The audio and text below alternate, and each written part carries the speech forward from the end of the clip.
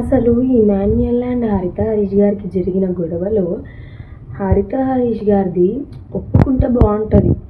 ఇప్పుడు నాగార్జున గారు వచ్చి చెప్పారు మీరు ఇట్లా రెడ్ ఫ్లవర్ అనడం తప్పు అని. అట్లీస్ట్ ఓకే నేను చేసింది మిస్టేకే ఉండొచ్చు అని అనుకొని అది యాక్సెప్ట్ చేస్తలేరు. ఇమాన్యుయల్ గారు హరిత హరీష్ గారిని నామినేట్ చేసినప్పుడు హరిత హరీష్ గారు కూడా ఇమాన్యుయల్ ఇమిటేట్ చేస్తారంట, అది మనకి చూపించలేదు. మరి మీరు నన్ను ఎందుకు ఇమిటేట్ చేసిరంటే యూ డిడెంట్ మీన్ దట్ అని అన్నాడు. యూ డిడ్ నాట్ డిల్లు డిష్ డమ్ డుష్ డలామ్ అని ఏదో డైలాగ్ వేసిండు ఇమాన్యుయల్.